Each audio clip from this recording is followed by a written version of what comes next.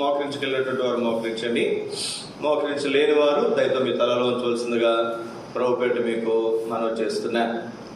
మా ప్రేమ గల పరలోకమందున్న మా పరమ తండ్రి, ఎంతైనా నమ్మదగిన దేవ, మీకే వందనములు స్తోత్రములు చెల్లించుకొనిచున్నా.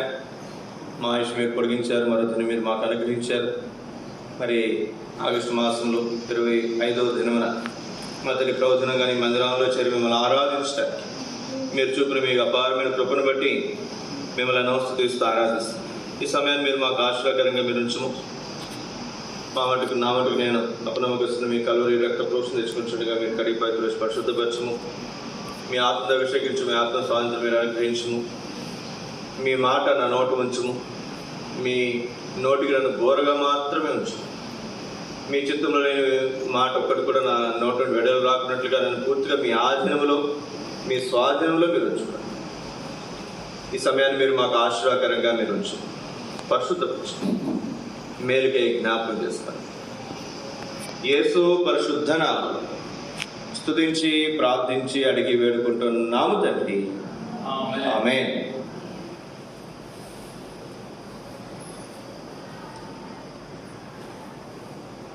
దేవుడి వాక్యంలో నుండి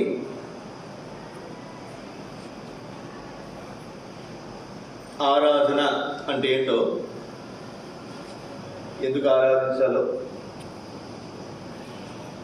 ఆరాధన ఉన్నటువంటి భాగములు ఏంటో కొన్ని క్లుప్తంగా మొదటి వర్తమానంలో మనం చూస్తూ వచ్చాం. రెండవ వర్తమానంలో కూడా ఆరాధన గురించి మనం చూస్తాం. అయితే కొన్ని సంగతులు మీకు జ్ఞాపకం చేయడానికి ప్రయత్నం చేస్తాను. యెహెజ్కేలు గ్రంథం 46వ అధ్యాయం. యెహెజ్కేలు గ్రంథం 46వ అధ్యాయము మొదటి 3 వచనాలు మీరు చదవగలిగినటువంటి వారు దగ్గరగా చదవచ్చు. యెహెజ్కేలు గ్రంథం 46వ అధ్యాయము మొదటి 3 వచనాలు చదవమా.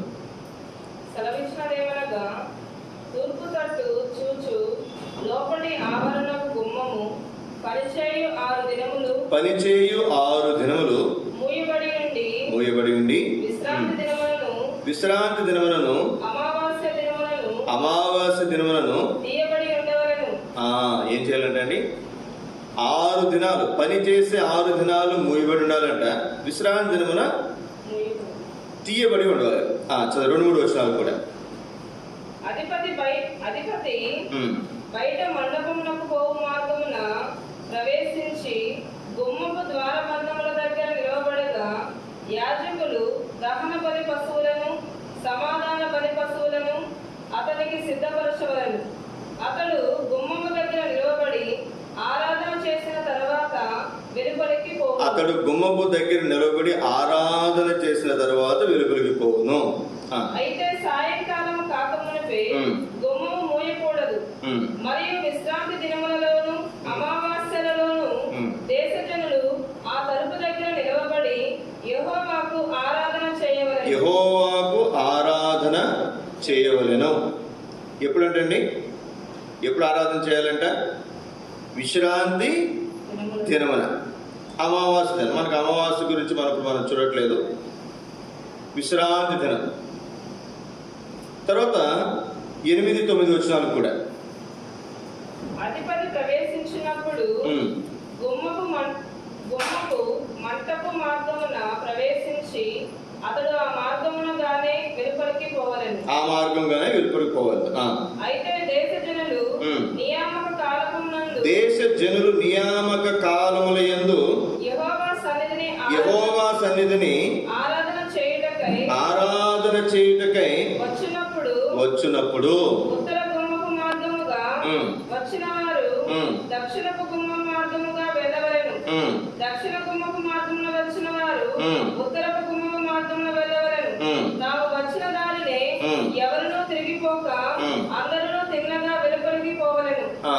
చాలు. ఇక్కడ మీరు చూడండి, ఇది ఉత్తర గుమ్మం, మనకి ఇటు దక్షిణ గుమ్మం లేదు. ఉత్తర గుమ్మంలో వచ్చిన వాళ్ళు ఎలా వెళ్ళాలంటే దక్షిణ గుమ్మంలోంచి వెళ్ళిపోవాలి. దక్షిణ గుమ్మంలో వచ్చిన ఎలా వెళ్ళాలంటే ఉత్తర గుమ్మంలోంచి వెళ్ళిపోవాలి. అంటే దాని అర్థం ఏంటి? ఆరాధన చేయడానికి వచ్చిన వాడు వచ్చి ఆరాధన చేసుకుని తినగలిపోవటమే. మళ్ళీ వెనక్కి పోయాడు అనుకోనండి, వెనకాల వచ్చే వాళ్ళకి ఏమవుతుంది చెప్పండి? అడ్డం కదా. మీకు అర్థం కావాలంటే ఇప్పుడు కానుకలు వేస్తారు, చివరిలోని కానుకలు వేసినప్పుడు ఇట్లా వస్తారు, మళ్ళీ వెనక్కి వెళ్తారు. వెనక్కి వెళ్ళినప్పుడు వెనకాల వాళ్ళకి ఏమవుతుంది చెప్పండి? అడ్డం. అందుకే ఇక్కడ వచ్చిన ఏం చేయాలి బ్రదర్స్? ఆ చివరికి వెళ్ళి ఆ చివరి వరుసలోంచి వెనక్కి వెళ్ళాలి. సిస్టర్స్ ఎట్లా రావాలి? ఇటు వచ్చిన వాళ్ళు ఈ చివరి వరుసలోంచి వెనక్కి వెళ్ళాలి. తూర్పు నుంచి వచ్చిన వాళ్ళేమో పడమర వెళ్ళిపోవాలి, పడమర నుంచి వచ్చిన వాళ్ళు తూర్పుకి వెళ్ళాలి. దక్షిణం నుంచి వచ్చినటువంటి వాళ్ళు ఉత్తర వైపు వెళ్ళిపోవాలి, ఉత్తర నుంచి వచ్చినటువంటి వాళ్ళేమో దక్షిణ వైపు. ఎవరు వెనక్కి వెళ్ళకూడదు, మళ్ళీ తిన్నగా పోవాలి. ఇక్కడ కొన్ని విషయాలు మీకు జ్ఞాపకం చేస్తాను నేను. ఆరాధన చేయుట ఎవరు చేస్తున్నారు, ఎప్పుడు చేస్తున్నారు, ఎందుకు చేస్తున్నారు? మొదటిగా మనం చూస్తే పని చేయు 6 దినాలు అదేం చేయబడుతుందంట? మూయబడి ఉంటుందంట. ఇప్పుడు ఈ మందిరం ఉంది, మన మందిరం. ఇవాళ ఏం చేస్తాం చెప్పండి? మందిరం ఉదయం శుభ్రం చేశాం, చాపలు వేసాం, మీరు అందరూ కూడా వచ్చారు. మిగిలిన 6 రోజులు ఏం చేస్తాం? మాట్లాడరు. ఎప్పుడైనా వస్తాయి కదా మీరు వచ్చి చూడండి. ఎప్పుడైనా వారం మధ్యలో ఏం చేస్తాం చెప్పండి? తాళాలు వేసేస్తాం. ఇక్కడ ఏమి మనము చేయం. ఆదివారం వచ్చామంటే మళ్ళీ ఆదివారం రోజు తాళం తీస్తారు. వారంలో మంగళవారం, బుధవారమో లేదా శుక్రవారం ఏదైనా ప్రార్థన కొడుకుంటే కింద మనం పెడుతున్నాం. కింద మనకు అవకాశం లేదనుకునండి, ఆ కొడుకులు కూడా పైకి వస్తున్నాం. ఒకవేళ మందిరమే కింద ఉందనుకోనండి, కిందే పెద్ద మందిరం ఉందనుకోనండి, అప్పుడు ఏం చేస్తాం? ప్రతి కూడికలు కిందే మనము ఏర్పాటు చేస్తాం. ఇంకా నియమ కూడికల్లో కూడా పైకి రావడం ఎందుకు అని చెప్పి కింద మనం ఏర్పాటు చేస్తాం. కానీ అక్కడ అలా కాదంట. విశ్రాంతి దినం అంటే శనివారం అండి. పాత నిబంధనలో శనివారం రోజున చర్చికి వెళ్ళేవారు. 6 రోజులు వాళ్ళు పనులు చేసుకునేవారు. 7వ రోజు విశ్రాంతి దినం. విశ్రాంతి దినాన్ని ఎక్కడికి వెళ్ళారు? వాళ్ళు చర్చికి వెళ్ళారు, సమాజ మందిరానికి వెళ్ళారు. కొత్త నిబంధనలో యేసుక్రీస్తు ఈ లోకానికి వచ్చిన తర్వాత ఆయన విశ్రాంతి దినానికి ప్రభు అన్నాడు కనుక, విశ్రాంతి దినం యేసుక్రీస్తు వారిలో కొట్టివేయబడింది కనుక, ఆదివారం ఆయన మరణాన్ని జయించి తిరిగి లేచాడు కనుక, శనివారానికి బదులు మనం ఏం చేస్తాం చెప్పండి? ఆదివారం వచ్చి దేవుని ఆరాధిస్తున్నాం. అందుకే అమెరికాలో వేరు వేరు దేశాల్లో 5 రోజులే వాళ్ళకి పని. శనివారం సెలవు, ఆదివారం సెలవు. ఎందుకు ఇచ్చారు చెప్పండి? శనివారం ఆదివారం ఎందుకు ఇచ్చారు? శుక్రవారం శనివారం ఇవ్వచ్చుగా, లేదా ఆదివారం సోమవారం ఇవ్వచ్చుగా. ఎందుకు ఇచ్చారు? పాత నిబంధన ప్రకారం శనివారం విశ్రాంతి దినం అంటే సెలవు దినం. కృత నిబంధన ప్రకారము ఆదివారము ప్రభు దినం. కాబట్టి శనివారము ఆదివారం 2 రోజులు కూడా ఏం చేసి చెప్పండి? సెలవు ఇచ్చారు. బ్రిటిష్ వాళ్ళు మన దేశానికి వచ్చిన తర్వాత వాళ్ళు ఆదివారాన్ని ఏం చేసి చెప్పండి? సెలవు దినముగా ప్రకటించారు. ఆదివారం దేవుని మందిరానికి వెళ్ళి దేవుని ఆరాధిస్తాం కనుక అది మనకు అలవాటు అయ్యింది. మన దేశంలో 6 రోజులు పని దినాలు. చంద్రబాబు నాయుడు ఇప్పుడు కాక అంతకుముందు ఎలక్షన్స్లో గెలిచినప్పుడు 2014లో ఒక వాగ్దానం 5 రోజులే పని దినాలు చేస్తాను. గుర్తుందా మీకు? 5 రోజులే పని దినాలు చేస్తారు, 2 రోజులు సెలవు ఇస్తాను. కానీ అది కుదరలేదు. కానీ ఇప్పుడు మీరు సాఫ్ట్వేర్లో మీ పిల్లలు ఎవరైనా పని చేస్తే, మీకు తెలిసిన పని చేస్తుంటే వాళ్ళకి ఎన్ని రోజులు చెప్పండి? వర్కింగ్ డేస్ ఎన్ని రోజులు? 5 రోజులే, 2 రోజులు సెలవు. ఎందుకని అమెరికాకు లేదా మరి ఇంగ్లాండ్కి సంబంధించినటువంటి కంపెనీలు కనుక వాళ్ళ పని దినాలు 5 రోజులే. సరే, ఇప్పుడు మన అంశానికి వద్దాం. పాత నిబంధనలో యెహోవా, కొత్త నిబంధనలో యేసుక్రీస్తు వారుగా మనం చూస్తున్నాం. అక్కడ యెహోవా అన్నా ఇక్కడ యేసుక్రీస్తు అన్న ఒకటే. పాత నిబంధనలో విశ్రాంతి దినము, కొత్త నిబంధనలో అది శనివారం, ఇది ఆదివారం. కాబట్టి అక్కడ శనివారం ఏమైతే చేశారో వాళ్ళు, ఇప్పుడు మనం ఆదివారం ఏం చేస్తాం చెప్పండి? దేవుని ఆరాధించడానికి దేవుని మందిరానికి మనము వచ్చాం. ఇప్పుడు ఈ ఆదివారం, ఇప్పుడు మీరు జాగ్రత్తగా గమనించండి. మనకి ఇప్పుడు సెలవు ఎప్పుడు? ఆదివారం. పని చేసే దినాలు ఎన్ని రోజులు? 6 రోజులు. ఇప్పుడు చూడండి, పని చేయు 6 దినములు ఈ దేవాలయం ఏం చేయబడుతుంది చెప్పండి? మూయబడి 7వ రోజున ఏం చేస్తుంది చెప్పండి? అది తీయబడుతుంది. మందిరం ఏం చేయబడుతుంది చెప్పండి? తీయబడుతుంది అంటే తెరవబడుతుంది. 6 రోజులు మూయబడి 7వ రోజున ఎందుకు తెరవబడుతుంది? ఎందుకు మందిరాన్ని తెరుస్తున్నారు అంటే ఎందుకని చెప్పండి? మనం చదివాం కదా, రెండవ వచనం, అతడు మధ్యలో అతడు గుమ్మము దగ్గర నిలబడి ఆరాధన చేసిన తర్వాత, దేనికంటండి? గుమ్మం దగ్గర నిలబడి ఆరాధన చేస్తున్నాడు. మూడవ వచనం చివరి మాట, దేశ జనులు ఆ తలుపు దగ్గర నిలబడి యెహోవాకు ఆరాధన చేయవలెను. ఇక్కడ యాజకుడు దేవుని ఆరాధన చేస్తున్నాడు. చూడండి, రెండవ వచనంలో యాజకులు దహన బలి పశువులను, సమాధాన పశువులను అతనికి సిద్ధపరచారు. ఇప్పుడు అతను ఏం చేస్తున్నాడు? దేవుణ్ణి ఆరాధిస్తున్నాడు. దేవుని అతడు ఆరాధించిన తర్వాత ప్రజలందరూ కూడా దేవుని ఏం చేస్తారు చెప్పండి? ఆరాధన చేస్తున్నారు. కాబట్టి 6 దినాలు మనం పని చేసుకోవాలి. 7వ దినమున దేవుని మందిరానికి వచ్చి మనం ఏం చేయాలి చెప్పండి? దేవుని ఆరాధించాలి. గుర్తుపెట్టుకునే, ఆదివారం సెలవు దినం కాదు. బ్రిటిష్ వాళ్ళు ఆదివారం ఎందుకు సెలవు ఇచ్చారు చెప్పండి? సోమవారం ఇవ్వచ్చుగా, మంగళవారం ఇవ్వచ్చుగా. అయితే మన భారతదేశానికి ప్రాముఖ్యమైనటువంటి రోజు శనివారం కదండి, శనివారం. ముస్లిమ్స్కి అయితేనేమో శుక్రవారం. మరి అట్లే ఇవ్వచ్చుగా, అట్లే కూడా. ఇండియా పాకిస్తాన్ కలిసి ఉంది, అప్పుడు బంగ్లాదేశ్ కలిసే ఉంది, ఇంగ్లాండ్ మరి బ్రిటిష్ వాళ్ళు పరిపాలించినప్పుడు. కానీ అందరికీ సెలవు ఎవరో చెప్పండి? ఆదివారమే. శుక్రవారం కాదు, శనివారం కాదు, సోమవారం కాదు, ఆదివారం ఒక్కరోజే సెలవు. 6 దినాలు పని దినాలు. ఎందుకని? దేవుడు ఆదిలో సృష్టించినప్పుడు ఎన్ని రోజులు పనిచేసిన ఆయన? 6 దినాలు పనిచేశాడు. 7వ రోజు విశ్రాంతి దినం. ఇప్పుడు 7వ రోజు నీకు ఇచ్చిన విశ్రాంతి ఎందుకోసం? అన్నలు అడిగి ఏమనుకున్నాండి? అన్నవాళ్ళు అంటారు, ఏమంటారు చెప్పండి? అన్న 6 రోజులు కష్టపడి పనిచేశావు కదా, కొంచెం గంట సేపు సినిమా అంతేనా, కొంచెం రెస్ట్. పొద్దున్న లేటుగా లేచారుగా, లేటుగా లేచారా, రెస్ట్. ఎందుకని? ఇంట్లో కూడా మా చర్చికి తమ్ముడు వస్తాడు. ఏ తమ్ముడు ఏమో ఈ మధ్య రావట్లేదంటే, అన్న రాలేకపోతున్నాను. ఏం చేస్తావు ఏంటి అంటే, ఏం చేస్తావు అన్న? శుభ్రంగా స్నానం చేసి భోజనం చేసి పడుకుంటానన్న. ఏం చేస్తాడు? ఆదివారం రెస్ట్. ఎందుకని? మిగిలిన 6 రోజులు మనం పని చేస్తున్నాం కాబట్టి ఆదివారం రెస్ట్ అనుకుంటాం మనం. అది వేరే వాళ్ళకి. దేవుని వాక్యం ఏం చెప్తుంది అంటే 6 రోజులు అది మూయబడి ఉంటుంది. 7 రోజులు ఎందుకు తెరవబడి ఉంటుంది? అతడు వచ్చి ఆరాధన చేస్తున్నాడు. దేశపు జనులందరూ వచ్చి ఏం చేస్తారంట? ఆరాధన చేస్తారు. మీరు గుర్తుపెట్టుకునండి, మీకు ఎన్ని పనులైనా ఉండేవండి, ఎన్ని పనులైనా ఉండేవండి. అందులో ఏ పని ప్రాముఖ్యమో మీరు చూసుకోవాలి. ఏ పని ప్రాముఖ్యమో చూసుకోవాలి. మీకు అర్థమవడం కోసం చెప్తాను. నేను ఎక్కడికైనా మరి బయటకు వెళ్ళాలనుకోండి, బట్టలన్నీ కొంచెం ఇప్పేసి ఉన్నాయనుకోనండి, ఉతకాల్సిన అవసరం వచ్చింది. సాధ్యమైనంత వరకు శనివారం రోజు ఉతికే సెక్షన్ పెట్టను. ఎందుకని? అది ఒకవేళ ఆరలేదు అనుకోనండి, ఆదివారం రోజేమో కుదరదు కదా, ఆరేయడానికి కుదరదు. అలాగే లోపల పెట్టడానికి కుదరదు. మనసు అంతా దేని మీద ఉంటుంది? ఉతుకున్న వాళ్ళకి బట్టల మీద ఉంటుంది మనసు.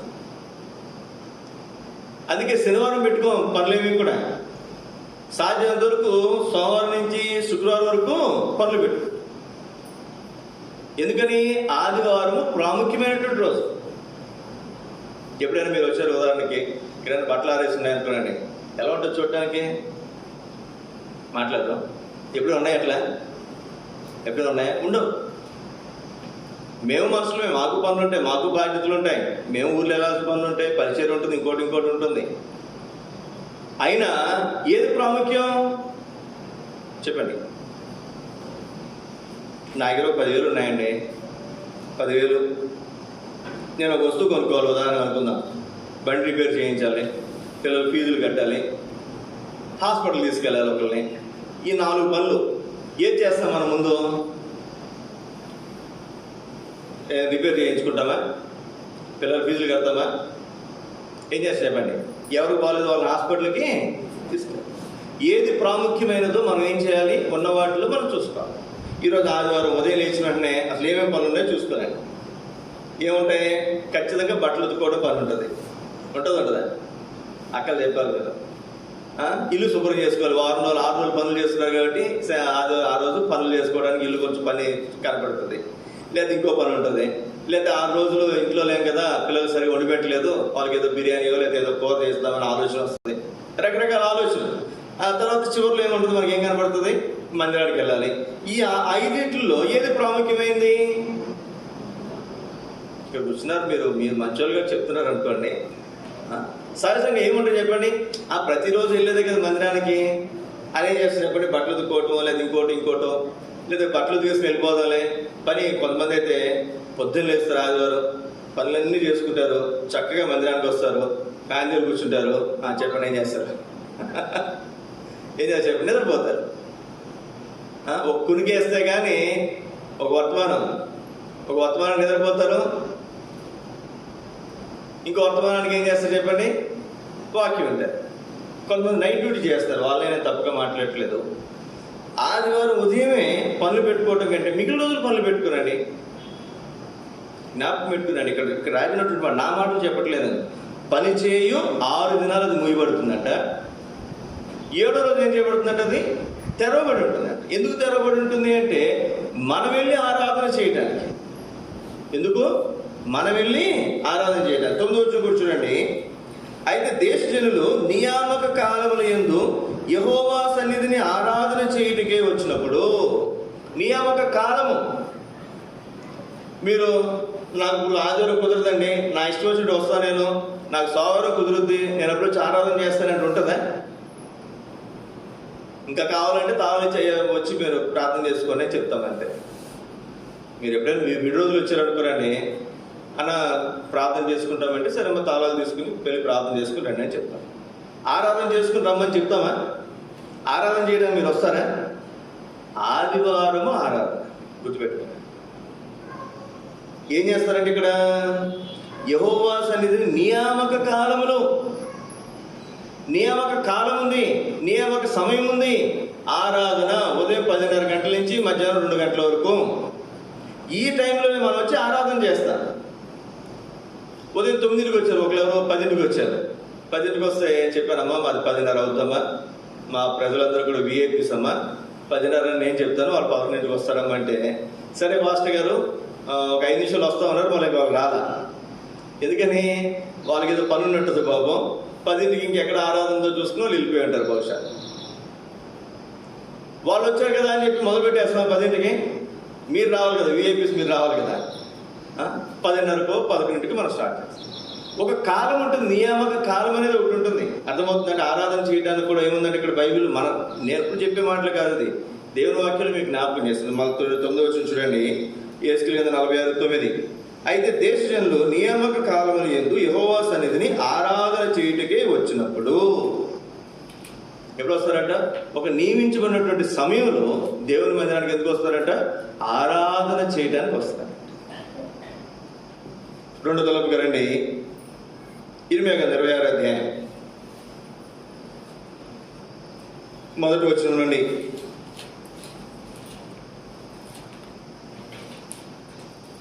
ఇర్మియా గ్రంథం 26వ అధ్యాయం 1వ వచనం చదవండి తీసిన వాళ్ళు. యోషియా కుమారులను యూదా రాజునకు యెహోయాకీమును ఏలుబడి ఆరంభంలో యెహోవా యొద్ద నుండి వాక్కు ప్రత్యక్షమై ఇలాగూ సెలవిచ్చెను. యెహోవా ఆజ్ఞ ఇచ్చినదేమనగా, నీవు యెహోవా మందిరావరణంలో నిలిచి నేను నీకు ఆజ్ఞాపించిన మాటలన్నిటినీ కూడా యెహోవా మందిరములో ఆరాధించుటకై వచ్చు యూదా పట్టణస్థులందరికీ ప్రకటించుము. వాటిలో విడవకూడదు. మీరు జాగ్రత్త గమనించండి. ఆదివారం మీరు ఆరాధన చేయడానికి వస్తారండి. ఆరాధన అంటే ఒక్కటి గుర్తుపెట్టుకునండి, ఇవ్వటం. ప్రార్థన అంటే అడగటం. ప్రార్థన అంటే దేవుణ్ణి అడగటం. ఆరాధన అంటే ఇవ్వటం. దేవుని అడుగుతాం నాకు సహాయం చేయమని, అది ప్రార్థన. దేవా నాకు సహాయం చేస్తే నీకు వందనాలు అని చెప్పటము ఆరాధన. ఇప్పుడు ఆరాధన చేయడానికి వచ్చారు, మిమ్మల్ని కూర్చోబెట్టి ఎందుకు చెప్పాలని ఇవన్నీ? మీకు ఒక పావు గంట 2 నిమిషాలు టైం ఇచ్చారు, మీరు అందరూ ఆరాధన చేస్తారు. ఓ పాట పాడో కానుకలు పెట్టి పంపించేయచ్చుగా, పంపించేయచ్చు లేదు. మిమ్మల్ని అందరూ కూర్చోబెట్టి ఎందుకు చెప్పాలి? ఎందుకు చెప్తున్నాం మేము? ఇదేనా వాక్యానుసారమా? చెప్పాల్సిన అవసరం ఉందా? ఇక్కడ చూడండి రాబడినటువంటి మాట, నేను నీకు ఆజ్ఞాపించిన వాటన్నిటినీ యెహోవా మందిరంలో ఆరాధించటానికే వచ్చు యోధా పట్టణస్తులందరికీ ప్రకటించు. అందులో ఒక్క మాట కూడా ఏం చేయకూడదు, చెప్పకుండా నువ్వు విడవకూడదు. దేవుడు మాకు ఆజ్ఞాపించిన మాటలన్నీ కూడా ఎవరైతే ఆరాధన చేయడానికి దేవుని మందిరానికి వస్తున్నారో వారికి ఏం చేయాలంట, ఈ మాటలన్నీ దేవుడు చెప్పిన మాటలన్నీ వాళ్ళకి చెప్పి ఒక్కడు కూడా విడిచిపెట్టకుండా చెప్పాలి. ఉందా లేదండి మాటలు? అందుకే మీరు ఎక్కడికైనా వెళ్ళండి ఆదివారం చర్చికి, వాళ్ళందరినీ కూర్చోబెట్టి ఏం చేసేప్పుడు దేవుని వాక్యము చెప్తారు, దేవుని వర్తమానం చెప్తారు.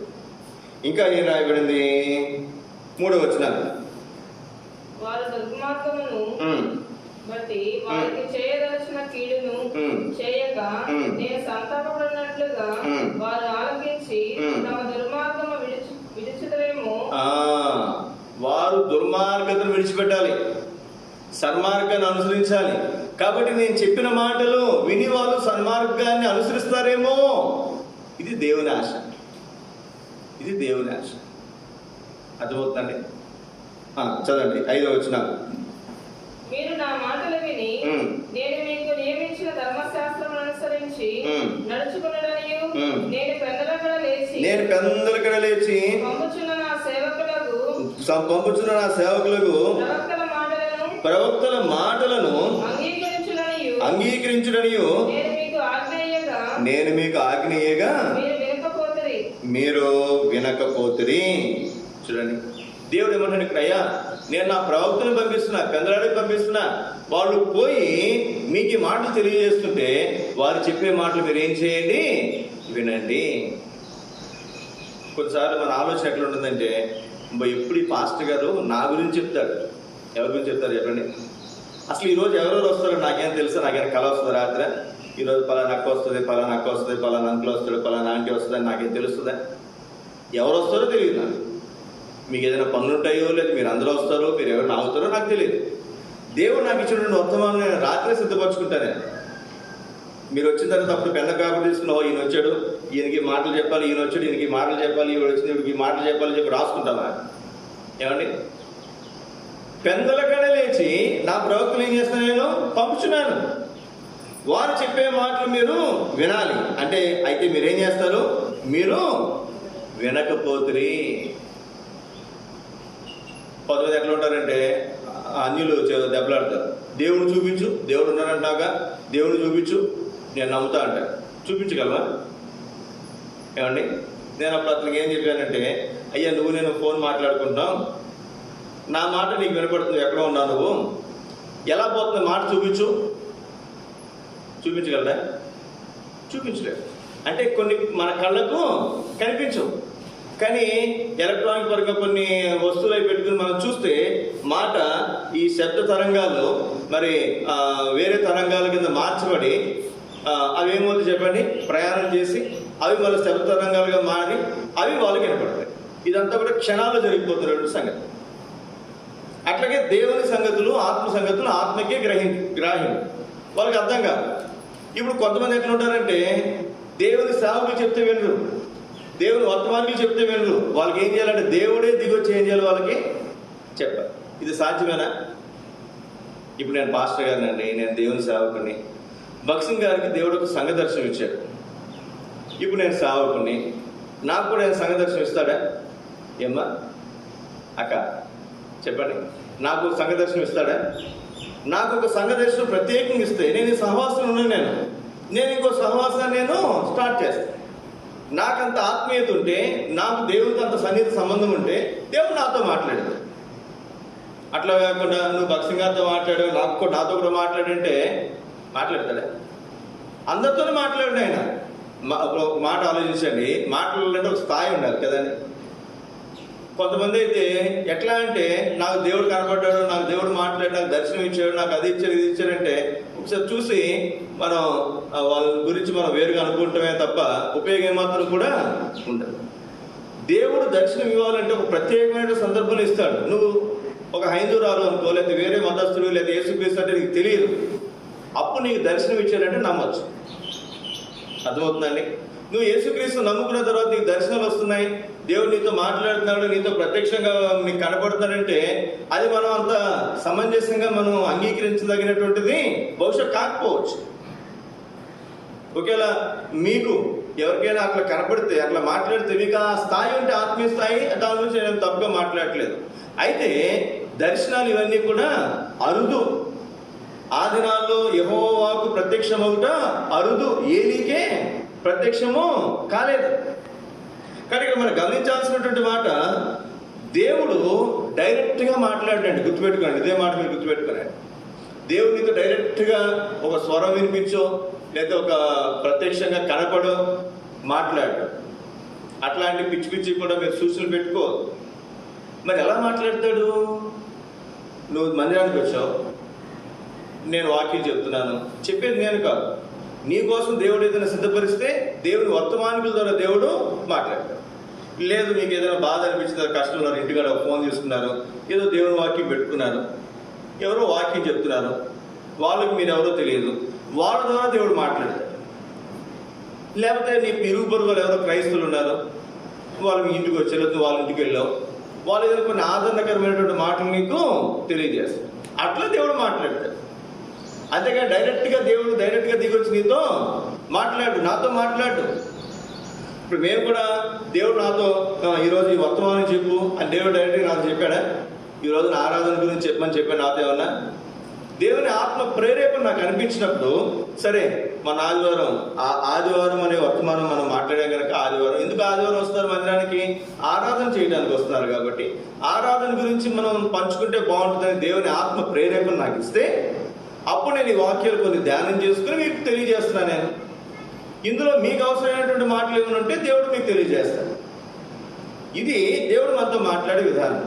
అయితే కొంతమంది విధానం ఎట్లా ఉంటుందంటే, ఎంత చెప్పినా మీరు వినకపోతుంది అని దేవుని వాక్యంలో దేవుడే మాట్లాడుతున్నాడు. యేసుక్రీస్తు గ్రంథంలో ఉంటుంది, వారు నా మాట వినరు, నీ మాట కూడా వినరు, అయినను యెహోవా ఎలాగూ సెలవిచ్చున్నాడని వారితో చెప్పుము అని దేవుని వాక్యంలో మనం చూస్తున్నాం. కాబట్టి ఇక్కడ మనం ఒక ఆయన యోనా గురించి ఒక చక్కటి కథ చెప్పాడు. యోనా గురించి తెలుసు కదా, యోనా కథ తెలుసు కదా. యోనా కథలో యోనాని చేసింది చెప్పండి, మింగేసింది. దేవుని మాట వినకుండా వెళ్ళిపోతుంటే తర్వాత అది తీసుకొచ్చి ప్రార్థన చేసిన తర్వాత రోడ్డు మరి నది ఒడ్డున కక్కేసింది, సముద్ర ఒడ్డున. ఇది మనకు బాగా తెలిసినటువంటి కథ. ఇందులో ఒక ఆయన చెబుతూ, ఎవరెవరు యోనా కథలో దేవుని మాట ఉన్నారు? ఎవరున్నారు? సముద్రం దేవుని మాట వింది. తుఫాను రమ్మంటే తుఫాను వచ్చింది, యోనాను పడేసిన వెంటనే తుఫాను ఆగిపోయింది. చాప ఉంది యోనా దేవుని మాట ఇందులో చెప్పాడు. మింగమంటే మింగింది, కక్కమంటే కక్కేసి. తర్వాత అక్కడ మరి చెట్టు సొర చెట్టు రమ్మంటే సొర చెట్టు వచ్చింది. తర్వాత పురుగు రమ్మంటే పురుగు వచ్చింది, ఆ పురుగు దాన్ని తినేయమంటే ఆ పురుగు తినేసింది. చెట్టు మాట వింది, పురుగు మాట వింది, అన్నీ విన్నాయి. కానీ ఎవరు వినలేదు చెప్పండి దేవుని మాట? యోనా అంటే ఎవరు? మనిషి తప్ప అందరూ దేవుని మాట వింటారు.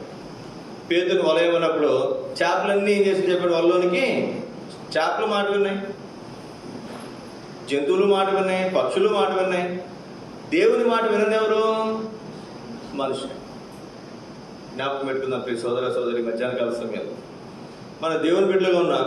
అయితే దేవుని మాట ఎంతవరకు మనం వింటున్నాం? కొన్నిసార్లు మన ఆలోచన విధానం ఎట్లా ఉంటుంది? దేవుడే డైరెక్ట్గా నాతో మాట్లాడినట్టుగా మనం ఆలోచిస్తాం. దేవుడు ఎప్పుడు డైరెక్ట్గా మాట్లాడండి. ఆ సమయానికి ఎవరో ఒకరు మన దగ్గర తీసుకుని వస్తాడు. దేవుని బిడ్డలైనటువంటి వారు, దైవజనులైనటువంటి వారు, వారితో మనకి ఏం చేస్తే చెప్పండి? మాట్లాడిస్తాడు. అప్పుడు అది దేవుని మాటగా మనం గ్రహించి ఆ ప్రకారం మనం చేయట, అది మనకు క్షేమము. 7వ వచనం, 26వ అధ్యాయం 20వ గ్రంథం 7వ వచనం. యెహోవా ఈ మాటలను యెహోవా మందిరంలో ఇర్మీయా మాటలను యెహోవా మందిరంలో పలుకుచుండగా యాజకులను ప్రవక్తలను జనులందరూ వినిరి. ఇర్మీయా ప్రకటిస్తుంటే, దేవుడు చెప్పిన మాట ప్రకటిస్తుంది. ఎవరెవరు ఉన్నారంట? యాజకులు విన్నారు, ప్రవక్తలు విన్నారు, ఇంకెవరున్నారంట? జనులందరూ కూడా విన్నారు. సోదర సోదరి, ఈ మధ్యాహ్నకాల సమయంలో ఈ మాటలు ఎవరి కొరకు అంటే అందరి కొరకు. యాజకులు వాళ్ళకి అవసరం లేదు దేవుని మాటలు అవసరం, ప్రవక్తలు వాళ్ళకి అవసరం లేదు వాళ్ళకి అవసరం, ప్రజలు వాళ్ళకి అవసరం, మాకెందుకులేండి మీరు చూసుకోనండి, దేవుని మాటలు దేవుని సంగతులు మీకు కదా, మాకు అవసరం లేదనుకుంటే కాదు, మీకు అవసరం. అందుకే ఇప్పుడు మేము మీకు చెప్తాం వారం వారం. మేము సేవకుల ప్రార్థనలకి ఇంకేదైనా ప్రత్యేకమైన కూడికలప్పుడు మేము అక్కడికి వెళ్తాం, మేము వింటాం దేవుని మాటలు. అర్థమవుతుందండి? ఇక్కడ మేము మీకు బోధిస్తాం, అక్కడికి పోయి మేము వింటాం. కాబట్టి మేము వినాల్సిందే, మీరు వినాల్సిందే. వినకపోతే దేవుని యొక్క సంగతులు మనము గ్రహించలేము.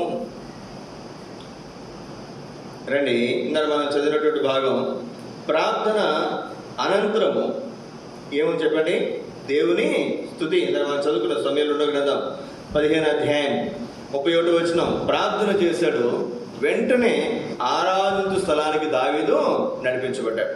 ఇంకొక సందర్భం కూడా మీకు జ్ఞాపకం చేస్తాను నేను. దినవృత్తాంతం 2వ గ్రంథం 7వ అధ్యాయము. దినవృత్తాంతం 2వ గ్రంథం 7వ అధ్యాయము 1వ వచనం.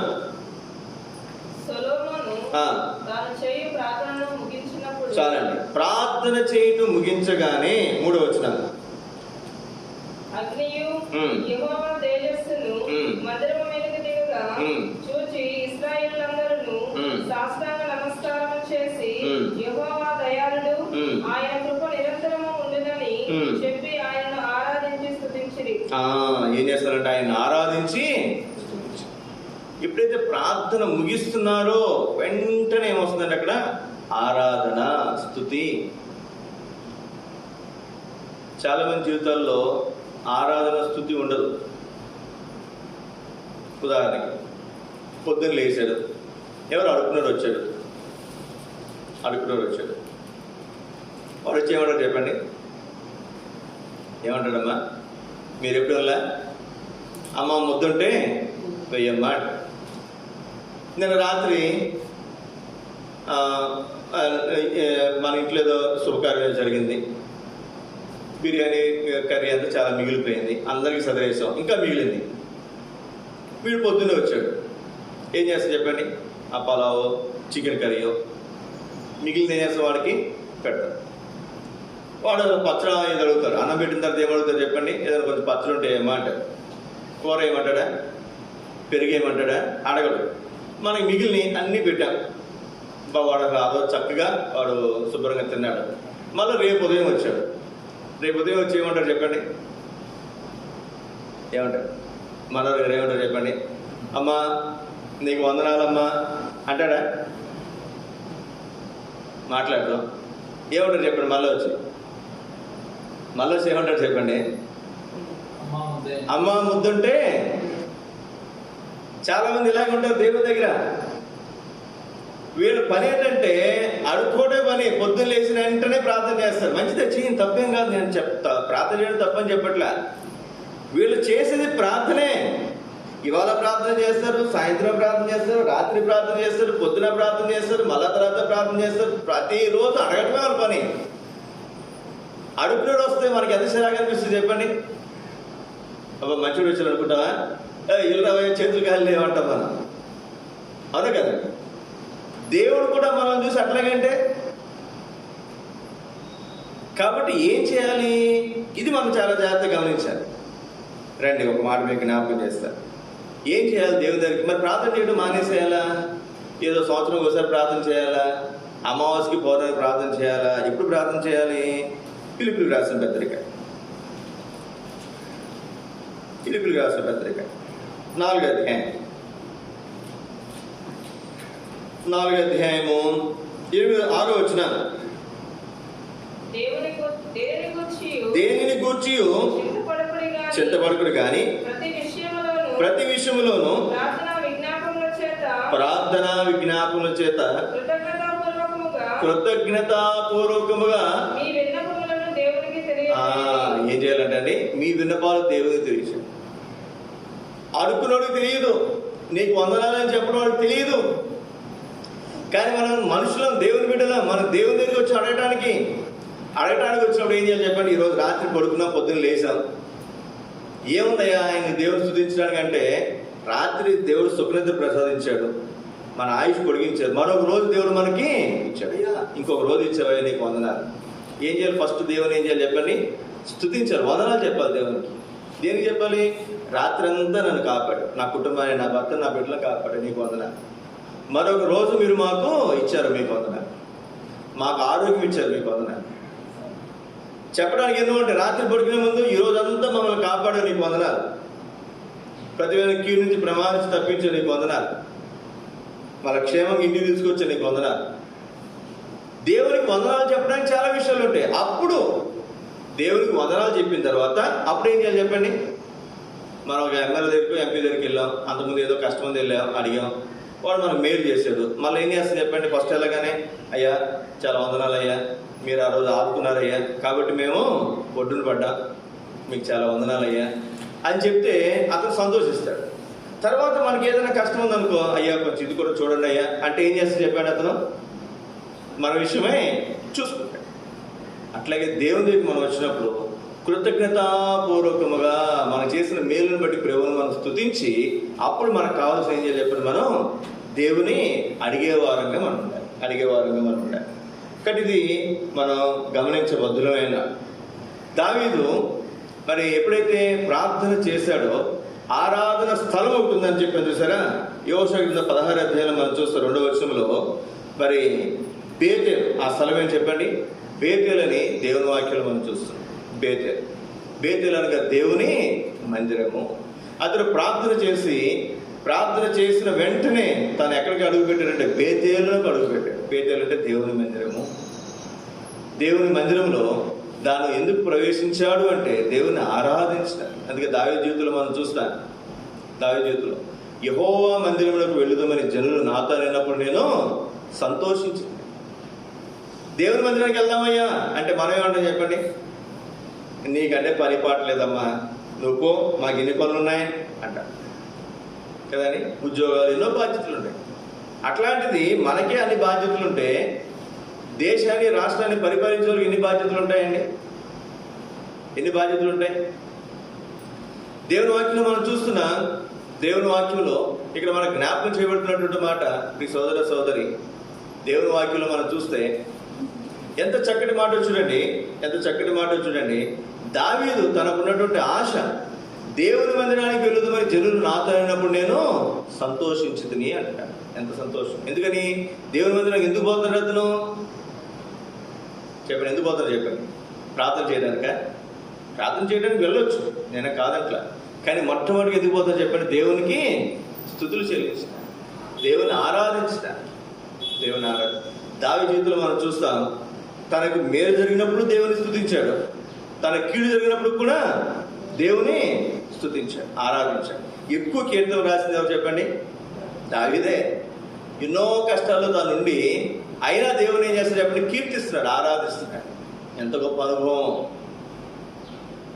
మనమైతే ఇంట్లో కూర్చున్నాం అనుకో, మనకి ఏదైనా బాధ ఉందనుకో, ఆ బాధ ఎదుటి చెప్పాల్సిన అవసరంలా, మన సొరకాయ మొఖం చూసి వాళ్ళకి అర్థమైపోద్ది, ఈవిడేదో బాధలో ఉంది, ఈవిడేదో కష్టం ఉందని. దావీదుకి ఎందుకు బాధలు ఉన్నాయో? చుట్టూరు శత్రువులే, ప్రతిరోజు ఏదో సమస్య. అయినా సరే దేవుని స్తుతించడం మాత్రం తన అనుజనం అలవాటుగా మారిపోయింది. రండి 4వ తలంపుగా మీకు జ్ఞాపకం చేస్తాను నేను. మత్తయి సువార్త 15వ అధ్యాయం 7వ వచనం. వేషధారులు. ఎవరు వేషధారులు? చదవండి. తన పెదవులతో నన్ను గనపరుచును గాని వారి హృదయము దూరంగా ఉంది. పెదవులతోనేమో ఆరాధిస్తున్నారంట. అమ్మా భలే పోటీ పడుతున్నారు ఇద్దరు కూడా. పెదవులతో ఏం చేస్తారంట? ఆరాధిస్తున్నారు. హృదయం ఎలా ఉందంట? హృదయం ఎట్లా ఉందండి? దూరంగా ఉందంట. దూరంగా ఉంది అంటే ఆ ఆరాధన హృదయపూర్వకంగా రావట్లా. పైకి ఏమో ప్రజలు చెప్తాం మనం, వాళ్ళ మీద పాపం ఉందనుకోండి, లోపల ఏమనుకుంటాం? పనికి మంది పొద్దున్న ఎదురొచ్చింది అనుకుంటాం, ఈ పనికి మంది ఎదురొచ్చారు అనుకుంటాం. లోపల పైకి మాత్రం ఏమన్నా చెప్పండి? ప్రజలు అక్కడ. మనుషుల దగ్గర అయితే లోపల ఏమనుకుంటున్నా వాళ్ళకి తెలియదు. వీళ్ళు దేవుని దగ్గరికి వచ్చినటువంటి వాళ్ళంట. ఈయన చెప్పండి, పెదవులతోనేమో దేవుని ఆరాధిస్తున్నారు, హృదయం మాత్రం దేవునికి ఎలా ఉందంట? దూరంగా ఉంది. మనుషులతో మనం మనుషుల విరోధంగా ఏదైనా చేసినా క్షమాపణ ఉందేమో కానీ పరిశుద్ధాత్మ విరోధంగా పాపం చేస్తే క్షమాపణ, మనుషులు మోసం చేస్తే ఏమైనా క్షమాపణ దొరుకుతుందేమో కానీ పరిశుద్ధాత్మ దేవుణ్ణి మోసం చేస్తే మనకి ఏం దొరకదు చెప్పండి? ఏం దొరకదు? క్షమాపణ దొరకదు. క్షమాపణ దొరకదు. ఇంకొంచెం మనం ముందుకు వెళ్తే యోహాను సువార్త 4వ అధ్యాయం, యోహాను సువార్త 4వ అధ్యాయం 21వ వచనం. అమ్మ, ఒక కాలము వచ్చుచున్నది, ఆ కాలమందు ఈ పర్వతము మీదనైనను యెరూషలేములోనైనను మీరు తండ్రిని ఆరాధింపరు. నా మాట నమ్ముము. మీరు మీకు తెలియని దానిని ఆరాధించువారు. చదవండి. మేము మాకు తెలిసిన దానిని ఆరాధించువారము. దక్షిణ యూదయలో వస్తుంది. అయితే యథార్థముగా ఆరాధించువారు ఆత్మతోనూ సత్యముతోనూ తండ్రిని ఆరాధించు కాలం వచ్చుచున్నది, ఇప్పుడును వచ్చేనది. తను ఆరాధించువారు అట్టివారే కావాలని ఎవరంటే చెప్పండి? పెదవులతో ఆరాధించేవారు కాదంటే దేవునికి కావాల్సి, ఆత్మతోనూ సత్యముతోనూ ఆరాధించేవారు దేవునికి కావాలి. ఆ సమయం వచ్చి ఉన్నది అంటున్నాడు. కానీ మనం చేసిన ఆరాధన, ఉదయం ఆరాధన చేశాం, ఆరాధన చేయడానికి వచ్చాం. మన ఆత్మతో సత్యముతో ఆరాధన చేస్తున్నామా, ఏదో పైపైన ఆరాధన చేయడానికి వచ్చామా అనేది మనం ఎప్పటికప్పుడు పరీక్షించుకోవడం కూడా చాలా అవసరమని దేవుని వాక్యంలో మనం చూస్తున్నాం. చివరి తలుపుగా ఒక మాట మీకు జ్ఞాపకం చేసిన ముగిస్తాను నేను. అపోస్తుల కార్యముల గ్రంథం 18వ అధ్యాయం 13వ వచనం. వీడు ధర్మశాస్త్రమునకు వ్యతిరేక్తముగా దేవుని ఆరాధించుటకు ప్రేరేపించుచున్నాడని చెప్పిరి. ఇక్కడ పౌలు గురించి రాయబడినటువంటి మాట వీడు. పౌలు గురించి రాస్తూ మాట్లాడుతూ వీడు అంటే పౌలు ధర్మశాస్త్రములకు వ్యతిరేకముగా దేవుని ఆరాధించుటకు జనులు ఏం చేస్తున్నాడంట? ప్రేరేపిస్తున్నాడు. పౌలు చేసిన పని ఏంటి చెప్పండి? దేవుని ఆరాధించడానికి ప్రజలను ప్రేరేపిస్తున్నాడు. అన్ని వాక్యాలు ఒక ఎత్తు అండి, ఆరాధన వాక్యం ఒక ఎత్తు. ఇప్పుడు రెండవ వర్తమానం చెప్తున్నా, నేను ఏమైనా చెప్పొచ్చు, సువార్త గురించి చెప్పొచ్చు, ఆదరణ గురించి చెప్పొచ్చు, హెచ్చరికలు చెప్పొచ్చు, ఏమైనా చెప్పొచ్చు. మొదటి వర్తమానం ఉందే ఆరాధన వర్తమానం, అది మాత్రం కేవలం ఆరాధన గురించి మాత్రమే చెప్పాను. నేనేం చేయాలి? మిమ్మల్ని అందరినీ కూడా మీరందరూ ఆరాధన చేయడానికి మిమ్మల్ని ప్రేరేపించాలి. నేను ఇది సామాన్యమైనటువంటి విషయం కాదు. ఈ రెండో వర్తమానానికి నేను 2 గంటలు టైం తీసుకుంటే మొదటి వర్తమానానికి 4 గంటలు టైం తీసుకుంటాను. కనీసం 4 నుంచి 6 గంటలు టైం తీసుకుంటా కానీ ఈ వర్తమానాలు సిద్ధపడు. 4 నుంచి 6 గంటల పైనే. ఉదయం 4 గంటలకు పడుకున్నాను నేను, రాత్రి 10 గంటలకు కూర్చున్నాను. ఇంతసేపు అయినా పూర్తి అవ్వలేదు. ఎందుకు కూర్చున్నా ఎంతసేపు? ఆరాధన గురించి మీకు తెలియచేయాలి. ముందు నేను తెలుసుకోవాలి, నేను తెలుసుకుంది మీకు తెలియచేయాలి, మీరు అర్థం చేసుకోవాలి. దానివల్ల మీరు నోటి ద్వారా కొన్ని మాటలు దేవునికి ఆరాధన ద్వారా చెల్లించాలి. ఆరాధన చేయడానికి ప్రేరేపించడం అనేది చాలా కష్టతరమైనటువంటి. అందుకే మరి 6వ దినాల్లో ఎవరికైనా వాక్యం ఇవ్వాలంటే ఏ వర్తమానం ఇచ్చేవారు కానీ ఆరాధన వర్తమానం మాత్రం ఎవరైతే సీనియర్గా ఎవరైతే ఉంటారో, పెద్ద సేవకులు ఎవరైతే ఉంటారో వాళ్ళకే ఇచ్చారు. ఎందుకని? అందరినీ ఆరాధన కొరకు ఆరాధించేలాగా ప్రేరేపించడం అనేది చాలా మరి ప్రాముఖ్యమైనటువంటి సంగతి. తర్వాత దినాలు ఏమైందంటే ప్రజలు ఆలస్యంగా వస్తున్నారు. సీనియర్ సేవకుడు ఆరాధన వర్తమానం చెప్తే ఒక 100 మంది వస్తే సంఘం, అందులో 10-20 మంది 30 మంది లోపే ఉంటున్నారు. కాబట్టి ఆరాధన వర్తమానం ఎవరికోళ్ళకి ఇచ్చేసి రెండో వర్తమానం లేకపోతే 3వ వర్తమానం పెద్ద సేవకులు తీసుకుంటున్నారు. తర్వాత మారినటువంటి పరిస్థితిని బట్టి సంగతులు మారినటువంటి సంగతి. ఇక్కడ మనం గమనించాల్సినటువంటి మాట, పౌలుకున్నటువంటి తలాంత ఏంటంటే ఆరాధన చేయడానికి వారందరూ ఏం చేస్తారంటే ప్రేరేపిస్తారు. చాలా మంది ప్రేరేపిస్తారు. ఆదివారం దేని ప్రేరేపిస్తారు చెప్పండి? ప్రార్థన చేయడానికి ప్రేరేపిస్తారు, లేకపోతే గొడవలు చేయడానికి ప్రేరేపిస్తారు కదా. రకరకాల ఇంటికాడ ఉన్నప్పుడేమో శత్రువు ప్రేరేపిస్తుంది భర్తనో భార్యనో గొడవ చేయడానికి రకరకాల ప్రేరేపణలు ఉంటాయి. ఆరాధన చేయడానికి ప్రేరేపించడం అనేది చాలా కష్టతరమైనటువంటి సంగతి, చాలా కష్టతరమైనటువంటి సంగతి. కొన్ని సహవాసాల్లో ఒక పాస్టర్ గారు పాట పాడుతూ వాళ్ళు ఏం చేస్తారు, ఆరాధన చేయడానికి ప్రేరేపిస్తారు. అది వాళ్ళ విధానం. మనం ఏం చేస్తున్నాం, కొన్ని మాటలు చెప్పి ఈ మాటలు అనుసరించి మీరు దేవుణ్ణి ఆరాధించండి అని చెప్పి వ్యక్తిగతంగా మీరు ఆరాధించడానికి అవకాశము ఇస్తాం. అప్పుడు మీరు ఎంతవరకు గ్రహించారో, ఎంతవరకు ఎరిగారో అది మీరు తెలియచేయడానికి, ఆరాధించడానికి అవకాశము ఉంటుంది. అందరితో కలిసి ఆరాధిస్తున్నారు అనుకోండి, పాటల ద్వారానో ఎట్లాగో, ఎవరు సరిగా ఆరాధిస్తున్నారో ఎవరు సరిగా ఆరాధించట్లేదు తెలుస్తుందా? తెలియదు. కొన్ని మాటల ద్వారా ఆరాధిస్తే అప్పుడు మనకు అర్థమవుతుంది, ఓహో పలానా వాళ్ళకి మనం చెప్పింది అర్థమైంది, పలానా వాళ్ళకి అర్థమైంది, వాళ్ళు చక్కగా ఆరాధించారనే సంగతి మనకు అర్థమవుతుంది. అంత మాత్రమే కాదు, దేవునికి అది మరి ఇంపైన సువాసన గల మరి దానిగా దేవుడు దాన్ని ఆగ్రహించేవాడుగా ఉంటాడు. కొరింథీయులకు రాసిన మొదటి పత్రిక 8వ అధ్యాయం 7వ వచనం. అయితే అందరి యందు ఈ జ్ఞానము లేదు, కొందరు ఇది వరకు విగ్రహములకు ఆరాధించువారు. చాలండి. కొందరు ఇది వరకు కొంతమంది విగ్రహాలకు ఏం చేశారంటే వాళ్ళు ఆరాధించారు. ఇప్పుడు చదవండి 12వ అధ్యాయం 12వ అధ్యాయము 2వ వచనం. వారి బలహీనమైన మనస్సాక్షిని 12వ అధ్యాయం కొరింథీయులకు రాసిన మొదటి పత్రిక 12వ అధ్యాయం 2వ వచనం. మీరు అన్ని జనులై ఉన్నప్పుడు మోగ విగ్రహములను ఆరాధించుటకు ఎట్టుపడిన అటు నడిపింపబడుతులని మీకు. ఇక్కడ ఒక మాట మీరు జాగ్రత్తగా ఆలోచించండి. నేను ఎవరికి తప్పుగా మాట్లాడట్లేదు. అక్కడ కొలుపులు జరుగుతున్నాయి. కొలుపులు అంటారు. మరి మాది గోదావరి జిల్లాలో ఈ పదం ఉపయోగించారు. మరి అక్కడ వేరే పదాలు జాతర అంటారు. జాతరలో రకరకాల సంగతి. మరి కొలుపులు అంటారు. నేను నిన్న ఊరికి ఒకరు కలవడానికి వెళ్తే కొలుపులు జరుగుతున్నాయి అన్నారు. కొలుపులు అంటే ఏంటమ్మా నాకు తెలియదు, నిజంగా తెలియదు. కొలుపులు అంటే ఏంటంటే వాళ్ళు కూడా పాపం మామూలుగా భక్తులే కనుక వాళ్ళు కూడా అంత పూజారి గారిని అడగలేదు. మామూలుగా అక్కడికి వెళ్ళి అడిగితే నిన్న శేషమ్మ కొలుపులు చేశాం, రేపేమో పోలేరమ్మ కొలుపులు అన్నారు. వీరిద్దరే ఉంటారు, ఇంకెవరైనా ఉంటారన్నారు. వాళ్ళు 10 మందో 11 మందో పేర్లు చెప్పారు. ఒక్కొక్క దేవతకి వాళ్ళ అక్క చెల్లెలు ఏదో చెప్పారు.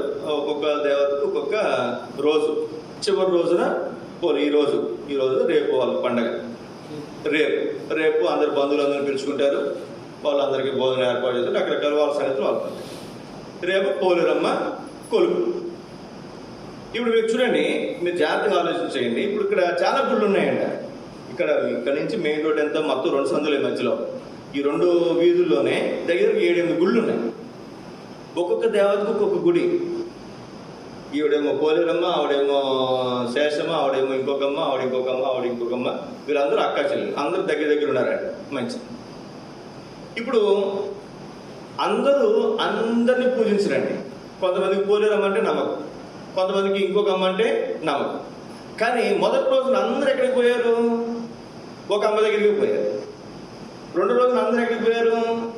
ఇంకొక అమ్మ దగ్గరికి పోయారు. చివరి రోజున అందరూ ఎక్కడికి వచ్చారు? పోలేరమ్మ దగ్గరికి వచ్చారు. అర్థమవుతుందండి.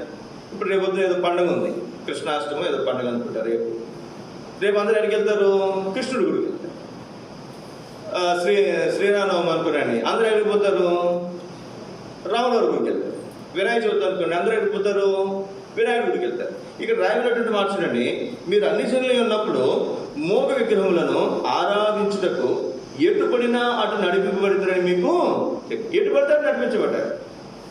శేషం గారని ఈ రోడ్లో చివరి ఇల్లు అక్కడ అంటారు. ఫస్ట్ ఇటు మనం ఎదురుకి వచ్చారు. 2-3 ఆంటీ వాళ్ళు కూడా పరిచయం చేశారు. ఆవిడ దగ్గరికి వెళ్తే ఏంటంటే రావట్లేదు అంటే అయ్యో మోకాళ్ళు ఎప్పుడైనా రాలేకపోతున్నాను. సరే మాట్లాడుతూ, వీళ్ళు మనం వాళ్ళు పెట్టి సోమవారం రేపు వాళ్ళ కొలుపులు కదా, మీరు కూడా రండి పాస్టర్ గారు అంది దేనికి, భోజనానికి. అమ్మ మేము రాము కదా. అదేంటి పాస్టర్ గారు అని ఆగి పక్కన ఆవిడతో అంటుంది. ఆవిడ ఏమంటుందంటే, మనం వాళ్ళు ఇక్కడ పోయి తింటాం కానీ వాళ్ళు మన దగ్గరికి రారమ్మా, వాళ్ళు మన దగ్గరికి రాదు. అది వాస్తవమే. వాళ్ళ కొలుపులకి వెళ్తే మనం వెళ్ళము, కానీ మన చర్చిలో ఏదైనా రమ్మంటే కొంతమంది వచ్చి భోజనం చేసుకుని వెళ్తారు. నేను అప్పుడు వెంటనే ఒక మాట చెప్తాను, అమ్మ ఒకవేళ ఇక్కడ ఆర్సీఎం చర్చ్ ఉంది, అక్కడ మేరీ మాత విగ్రహం ఉంది, యేసుక్రీస్తు విగ్రహం ఉంది, అక్కడ ఏదైనా పెట్టి పాస్టర్ గారికి తీసుకోండి అంటే నేను తీసుకోను. అది మా దేవుడే, యేసుక్రీస్తు వారు మా దేవుడే. యేసుక్రీస్తు విగ్రహం దగ్గర పెట్టినా నేనేం చేయను, దాన్ని తీసుకోను. ఎందుకంటే అది విగ్రహం కాబట్టి. బైబిల్లో అసలు మీ దేవుళ్ళ గురించి, మీ దేవతల గురించి బైబిల్ ఎక్కడ కూడా రాయలా. మన భారతదేశంలో ఉన్నటువంటి దేవతల గురించి ఎక్కడ కూడా బైబిల్ గ్రంథంలో లేదండి. అసలు బైబిల్ గ్రంథంలో ఎక్కడ కూడా భారతదేశంలో ఉన్నటువంటి దేవుళ్ళు, దేవతలు, విగ్రహాల గురించి లేదు. విగ్రహాలకు పూజ చేయకూడదని ఉంది. ఏ విగ్రహం అది? యేసుక్రీస్తు విగ్రహాన్ని కూడా మనం పూజించకూడదు. నేను చైన్ వేసుకున్నాను అనుకోని, చైన్లో యేసుక్రీస్తు బొమ్మ పెట్టుకుంటానా, సిలువ వేసుకుంటానా? లేదు. మన చచ్చిపోయిన సిలువ ఉందో చూడండి, లేదు. ఎక్కడ యేసుక్రీస్తు ఫోటో కనపడుతుందా మీకు? లేదు. మరి యేసుక్రీస్తు మన దేవుడు కదా, ఆయనే మన దేవుడు. సిలువ కార్యం ద్వారా మనం రక్షించాడు. ఎందుకు లేదు అంటే, ఈ సిలువను ఎవరు చేస్తారు చెప్పండి? బేల్దారి మేస్త్రి తయారు చేస్తారు. సిమెంట్తో అయితే, ఇద్దరితో వెండితో బంగారం అయితే కంసాలు వాడు తయారు చేస్తాడు. ఒక మనిషి తయారు చేస్తున్నాడు. రూపం ఎవరిస్తాడు? అది మట్టి విగ్రహం అయితే ఒక మనిషి చేస్తున్నాడు. అది ఏదైనా సిమెంట్తో అయితే ఒక బేల్దారి మేస్త్రి చేస్తున్నాడు. బంగారం ఇద్దరు వాటితో అయితేనేమో కంసాలు వాడు చేస్తున్నాడు. నేను చేస్తే ఒక రూపం వస్తుంది, నువ్వు చేస్తే ఒక రూపం వస్తుంది. ఈ ఊర్లో దేవత ఒకలా, యేసుక్రీస్తు ఒకలా ఉంటాడు, ఇంకో ఊరు పోతే ఇంకోలా ఉంటాడు. అవునా కదా? అవునా కదా? అంటే మనిషి చేసిన దాన్ని బట్టి రూపం ఏమైపోతుంది? మారిపోతుంది. ఒక నిజంగా యేసుక్రీస్తు వారి ఫోటో, ఒరిజినల్ ఫోటో ఉంటే దాన్ని ఏం చేయొచ్చు? మనం ఆరాధించవచ్చు, తప్పేం కాదు. ఒరిజినల్ ఫోటో లేదు కాబట్టి, అర్థమవుతుందండి? ఒరిజినల్ ఫోటో యేసుక్రీస్తు వారికి లేదు కాబట్టి మనము చూసే ప్రతి రూపము కూడా ఊహించుకుని గీసినటువంటిదే, తయారు చేసినటువంటిదే కాబట్టి అది ఊహాజనితమైనది కాబట్టి దాన్ని మనం ఏం చేయకూడదు? పూజించకూడదు. యేసుక్రీస్తు వారు మన కోసం ప్రాణం పెట్టాడు, మంచిదే. మరి మరియమ్మ ఏం చేసింది? ఆవిడని పూజించడం అనేది అసలు దేవుని వాక్యానుసారము కాదు. మీకు అర్థం కావాలంటే యేసుక్రీస్తు దగ్గరికి వచ్చి, అయ్యా ద్రాక్షరసం అయిపోయిందని చెప్తే ఏమన్నాడు చెప్పండి? అమ్మ అలాగే నువ్వు చెప్పినట్టు చేస్తాడు ఆయన. ఏమన్నాడు? అమ్మ నాతో నీకేం పని అన్నాడు. ఎవరిని? యేసుక్రీస్తు వారి తన తల్లి అయినటువంటి మరియమ్మను, అమ్మ నాతో నీకేం పని. మన భాషలో మనం చెప్పాలనుకుంటే, అమ్మ నాతో నీకేం పని అమ్మా, నీ పని నువ్వు చేసుకో అన్నట్లుగానే అక్కడ అర్థమవుతుంది. ఒకవేళ ఆవిడ నిజంగా దేవత అయితే, ఆవిడ నిజంగా దేవతామూర్తి అయితే యేసుక్రీస్తు వెంటనే ఏం చేసేవాడు చెప్పండి? పోయి ఆవిడ చెప్పినట్లు చేసేవాడు. కాబట్టి ఎవరిని మనం పూజించాలి, ఎవరిని ఆరాధించాలి? యేసుక్రీస్తు వారిని మాత్రమే ఆరాధించాలి. యేసుక్రీస్తు వారి తల్లిని కాదు, యేసుక్రీస్తు వారి అన్నదమ్ములను కాదు, అక్క చెల్లెలను కాదు. ఒక ఎందుకు ఆయన మాత్రం ఆరాధించాలి? ఆయన మాత్రమే మన కొరకు ప్రాణం పెట్టాడు. ఆయన మాత్రమే మన కొరకు శిలువలో రక్తం కార్చాడు. ఇంకెవరు రక్తం కార్చలా, ఎవరు ప్రాణం పెట్టలా. సహోదరుడా, మన ఈ సంగతులు మనం గమనించుకోవడం చాలా అవసరం. ఎంతమంది మనం ఎటువంటి తట్టిపోయాం. ఇప్పుడు చదవండి, 1వ వచనం, 12వ అధ్యాయం 1వ వచనం. మరియు సహోదరులారా, ఆత్మ సంబంధమైన వరములను గూర్చి మీకు తెలియకుండా ఆత్మ సంబంధమైన వరం. ఇంతకుముందు ఎటువంటి తట్టిపోయాక ఇప్పుడు ఎటువంటి తట్టిపోవడానికి లేదు, ఏది పడితే చేయడానికి లేదు. ఆత్మ సంబంధమైన వరాలు ఉన్నాయి. పాటలు పాడటం ఒక వరం, ఆరాధన చేయడం ఒక వరం, ప్రార్థన చేయడం ఒక వరం, సువార్త చేయడం ఒక వరం, వాక్యం చెప్పడం ఒక వరం, వాయిద్యాలు వాయించడం ఒక వరం, మందిరంలో చక్కగా పనులు చేయటం, మందిరం శుభ్రం చేయటం, లేదా వంటలు చేయటం, వడ్డించడం, ఇదొక వరం. అందరికీ రాదు తలాంతులు. కొన్ని వరాలు ఇస్తాడు, కొన్ని తలాంతులు ఇస్తాడు దేవుడు. దేవుడు నాకు ఇచ్చినటువంటివి నేను దేవుని వరకు ఏం చేయలేను, వినియోగించాను. ఇంతకుముందు మనిషిలో పోయామే, అడుగులు సరిపోయాయి, ఇటుకులు సరిపోయామే. ఇప్పుడు దేవుడు నాకు ఇచ్చినటువంటి కృపవారం, ఆ ప్రకారం నేను ఏం చేయాలి చెప్పండి? ఆ ప్రకారం నేను చేయాలి. దేవుడు నన్ను బీడుమూలు దున్నమని చెప్పాడు. అందుకే నేను ఎక్కడ తీసుకొచ్చి పెట్టాడు దేవుడు? ప్రకాశం జిల్లాలో పెట్టాడు. ఎందుకని ఈ మండలంలో ఎక్కడ కూడా మన సహవాస మందిరాలు లేవు కాబట్టి ఇక్కడ పెట్టాను నన్ను. అదే మా జిల్లా, గోదావరి జిల్లాలోనూ, గుంటూరు జిల్లాలో పెడితే ఎటుపోయినా మందిరాలు ఉన్నాయి. పెద్ద సువార్త చేయాల్సిన అవసరము అక్కడ పెద్దగా లేదు, ఇక్కడ ఎక్కువ ఉంది. కాబట్టి నాకు ఇచ్చిన కృపావరం ఇది కాబట్టి నన్ను ఇక్కడ పెట్టాడు. నేను ఎక్కువ సువార్త చేస్తాను. మన 3 రోజులు సువార్త ధన్యత జరిగింది. 3 రోజులు 10 మంది సేవకులు వచ్చారు. దగ్గరగా దేవుడి బిడ్డలు చాలా మంది వచ్చారు. చక్కగా ఘనంగా దేవుడు జరిగించాడు. మరి చుట్టుపక్కల ఎక్కడ కూడా అట్లా జరగట్లేదే. కారణం ఏంటి? దేవుడు నాకు ఇచ్చిన కృపావరం అది. కాబట్టి నేను స్వార్థ విషయమే ఏం చేస్తాను, ఎక్కువ దాని విషయమే ఆసక్తి కలిగి ఉన్నాను. అలాగే దేవునికి ఇచ్చిన కృపావరం ఏంటో నువ్వు తెలుసుకోవాలి. దాని గురించి ఆసక్తి నువ్వు కలిగి ఉండాలి. హెబ్రీయులకు రాసిన పత్రిక 9వ అధ్యాయం 9వ వచనం ఈ మాట మనం చదువుకుని ప్రార్థన చేసుకుందాం. హెబ్రీ 9:9.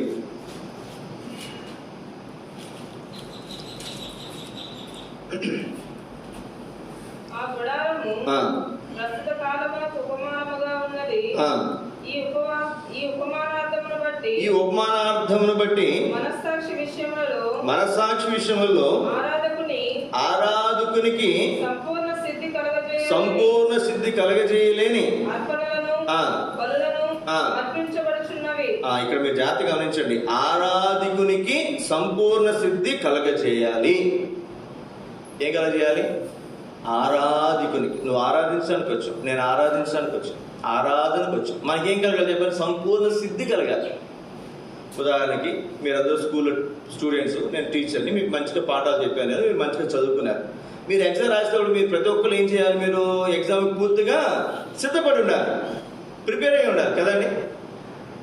అట్లా మిమ్మల్ని తీర్చిదిద్దటం ఒక టీచర్గా ఆ టీచర్ బాధ్యత. అలాగే ఆరాధించడానికి వచ్చినటువంటి మీరందరూ కూడా ఏం పొందాలంటే సంపూర్ణ సిద్ధి. అట్టి అనుగుణానికి దేవుడు నిన్ను నన్ను మార్చును కాక. మోకరించండి, ప్రార్థన చేసుకుందా. మోకరించండి, ప్రార్థన చేసుకుందా.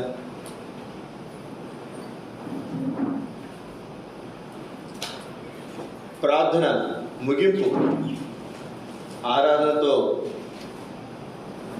ఆరంభించబడుతుంది. దేవుడు ఎంతో మందిని మన దగ్గర పంపించి దేవుని మాటలు వినిపిస్తున్నాడు. 6 దినాలు మనం దేవుని మన పనులు మనం చేసుకుని 7వ దినం దేవుని మందిరానికి వచ్చి మనం ఆరాధించడానికి దేవుడు మనకు సెలవు ఇచ్చాడు. ఇది గొప్ప ధన్యత.